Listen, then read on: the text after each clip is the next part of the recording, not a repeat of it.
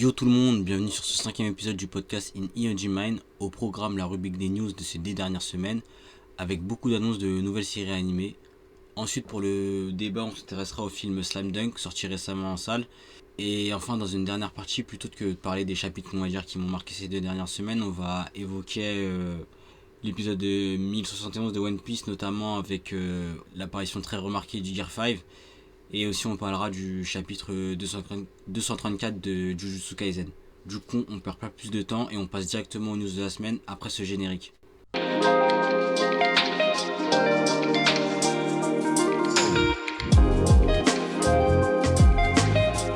Alors que ça fait un an qu'on a annoncé la sortie animée du manga Kaiju 8, on a enfin eu un premier trailer pour le manga de Naoya Matsumoto. On a aussi quelques informations comme le fait que l'anime est prévenu pour le mois d'avril 2024. Pour ceux qui ne connaissent pas ce manga, au niveau de la production de cette adaptation, on retrouvera le studio Production Iji, qui sera aussi épaulé par le studio Kara sur le design de cette adaptation. Pour ceux qui ne connaissent pas le manga, ici on suit les aventures de Kafka Ibino, un trentenaire japonais souhaitant renforcer les forces de défense qui ont pour mission de protéger les citoyens face aux créatures géantes qui sont les kaiju. Le manga est disponible depuis 2020 sur les plateformes Manga+. Le manga compte actuellement 10 tomes au Japon et 9 en France qui sont disponibles aux éditions Crunchyroll. Pour cette seconde news, on va parler du Seinen The Fable. Alors ces derniers, il a connu 2 adaptations en live action et là le manga de Katsuhisa Minami va enfin avoir droit à une adaptation en animé. C'est le studio Tezuka Productions qui s'en occupe de cet animé. On a eu un court teaser de cette adaptation qui est, on va dire, fort convaincante. Pour le moment, on n'a pas encore de date de sortie. Pour ceux qui ne connaissent pas The Fable, c'est un manga où on suit les aventures d'un tueur à gages qui se prénomme The Fable.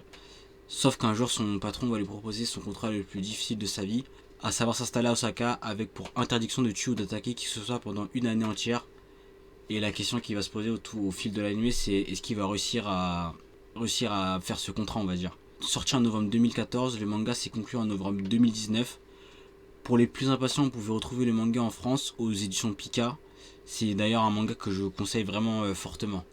On va parler maintenant de l'adaptation animée du manga Ron Kamonohashi d'Eranji Detective. Alors le studio qui a la charge de cet animé, c'est le studio Diomeda, qui a dévoilé un premier trailer de l'animé. On a appris là que l'animé va être disponible à partir du 2 octobre prochain. Dans ce manga, on suit un détective de génie qui s'appelle Ron Kamohashi, qui malheureusement, dû à un handicap, va devoir faire équipe avec l'enquêteur Totomaru Ishiki afin de pouvoir exercer son activité de détective. Ce manga est écrit par Akira Amano et compte actuellement 11 tomes au Japon. Comme Kaiju 8, le manga est prépublié depuis 2020 sur Manga+. En France, il y a déjà 3 tomes qui sont sortis aux éditions Mangetsu. On va parler maintenant de Black Clover. Malheureusement, ça va être un coup dur pour les fans de Yuki Tabata. Alors que le manga est dans son arc final, on apprend que ce dernier va devoir se conclure loin du Shonen Jump. En effet, Black Clover va, à la suite du chapitre 368, être transféré vers le Jump Giga avec un rythme trimestriel.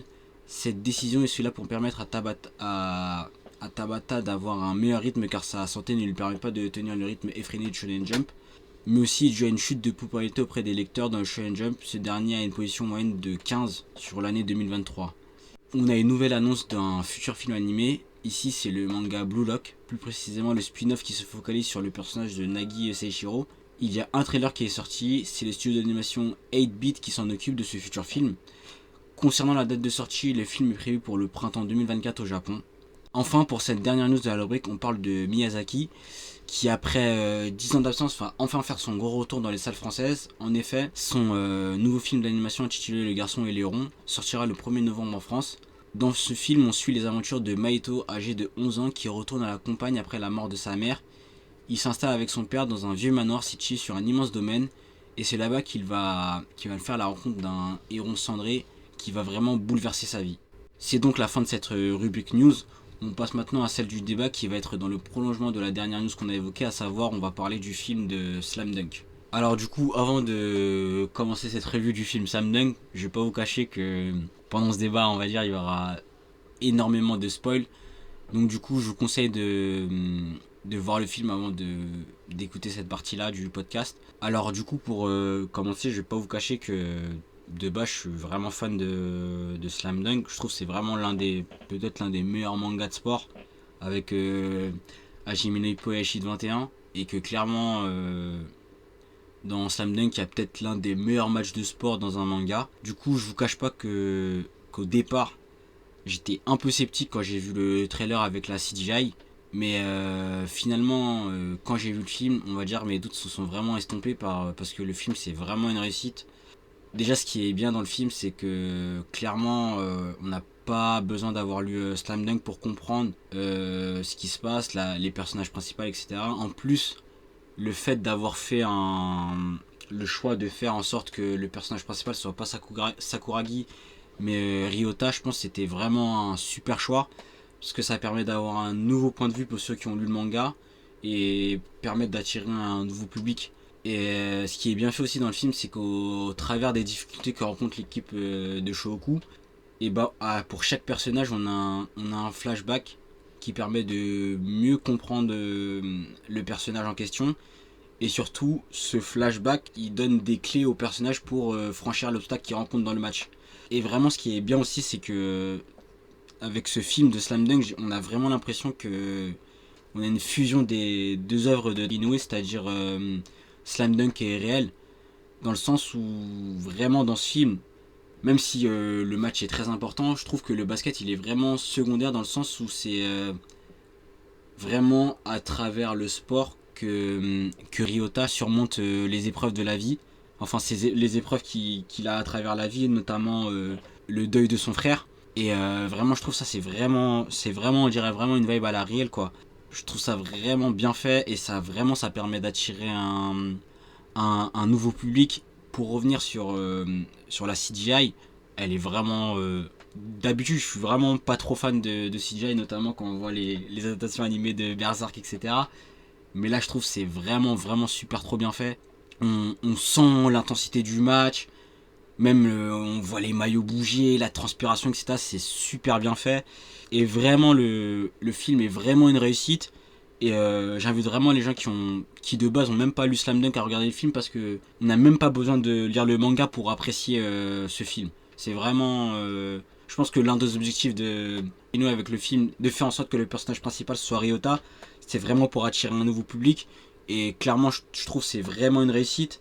Et on a vraiment, avec tout ce qui est flashback, etc., des vraiment, vraiment poignants qui font penser à son second manga qui traite du basket, à savoir Réel, qui est vraiment aussi un excellent manga que je vous conseille. Et non, franchement, c'est vraiment une réussite.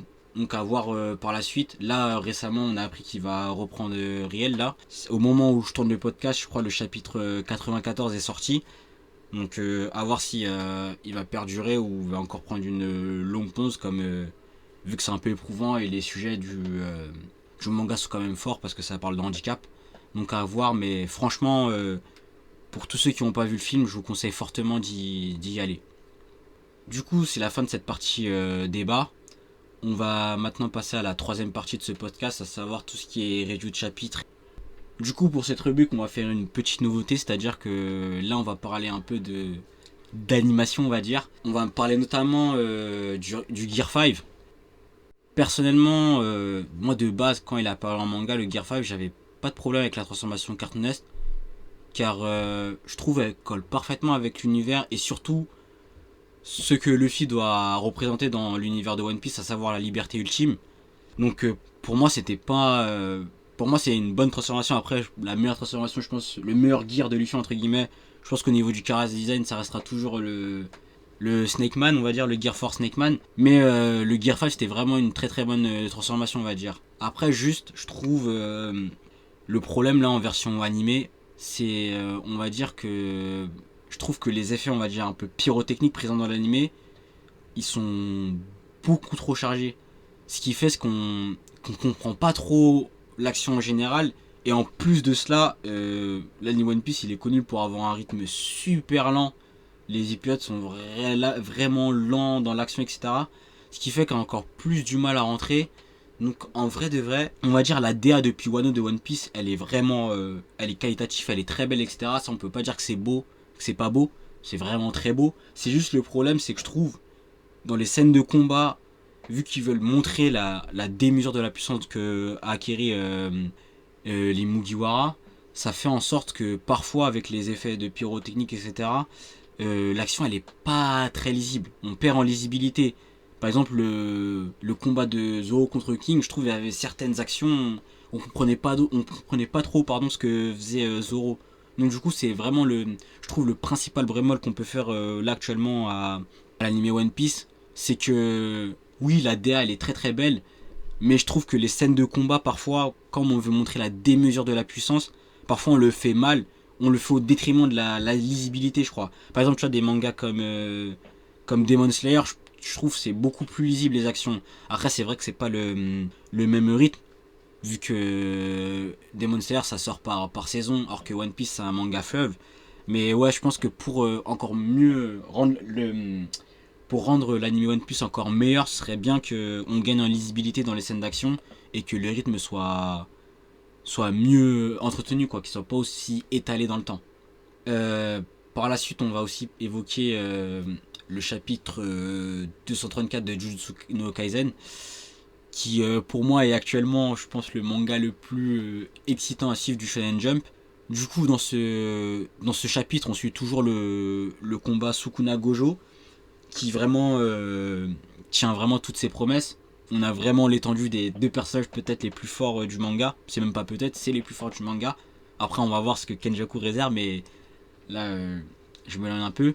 Mais moi, ce qui est intéressant, c'est que clairement, je pense que ça va pas trop ravir les fans de Sukuna, mais clairement, on voit que Gojo est supérieur à Sukuna, mais Sukuna sans les pouvoirs de Megumi.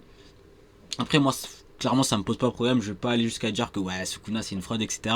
J'irai pas jusqu'à là, mais là, clairement, l'auteur il nous fait comprendre que de base, Gojo c'était un truc de ouf, quoi, et que Sukuna sans le pouvoir de Megumi, je pense qu'il aurait pas battu Gojo, mais bref. Pour moi, c'est pas pour autant que, vu que Sukuna utilise les pouvoirs de Megumi, pardon, ça fait de lui une fraude. Au contraire, il est fait passer à un autre stade, notamment avec Makora ou bien l'autre chimère qu'il a invoqué. C'était une fusion du tigre, du serpent et du cerf, si je me trompe pas. Et on voit bien que Sukuna maîtrise la technique des ombres à un autre niveau. Et ce qui est intéressant aussi, c'est que là, Makora, dans le chapitre, on voit que Makora maintenant, il commence à maîtriser les techniques de Sukuna, qui peut utiliser lacération. Donc vraiment, là, on voit que les techniques des ombres a acquis un nouveau stade avec Sukuna. Après, pour ceux qui ont écouté mes précédents épisodes du podcast, pour moi, je suis persuadé que Gojo va perdre. Je vois pas une suite logique où c'est Sukuna qui perd. Pour moi, clairement, Gojo va perdre, même si dans le chapitre là, il a indiqué qu'à la fin du chapitre là, dans 41 secondes, Gojo va utiliser son ultime technique, le holo spectral, je crois que c'est comme ça que c'est traduit en français. Donc à voir, moi je pense pas que ça va. Peut-être ça va toucher Sukuna, mais j'y pense pas. Moi je pense que l'attaque de Gojo va échouer et que c'est là que Sukuna va prendre l'avantage. Parce que je vois pas la suite de Jujutsu no Kaisen avec Sukuna qui est déjà écarté en fait.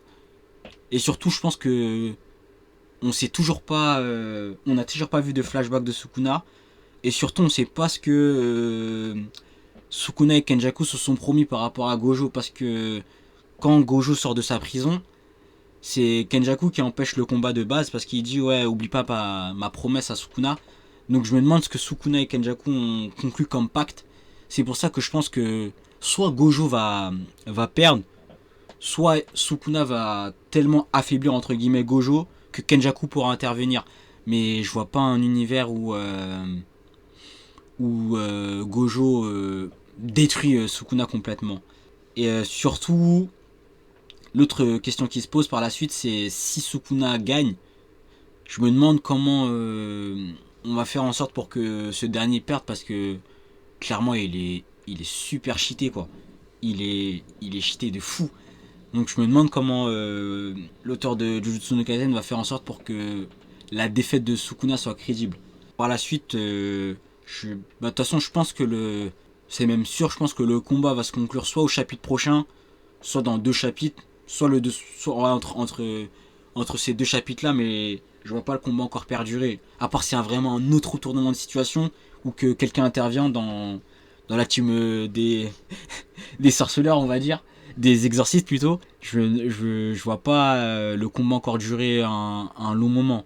Donc à voir, mais comme je vous ai dit, moi vraiment je vois bien Sukuna gagner le combat. Et surtout, je pense que Kenjaku a un plan, mais vraiment un plan machiavélique qui va faire en sorte que peut-être Gojo va perdre, ou qui va faire en sorte qu'il va peut-être, il y a une théorie qui est plutôt pas mal, c'est que Kenjaku pourrait acquérir le corps de Gojo avec les pouvoirs de Geto, un truc comme dans le genre. Ce serait plutôt pas mal, mais bon, si ça se passe ça, franchement ce serait la fin de Jujutsu.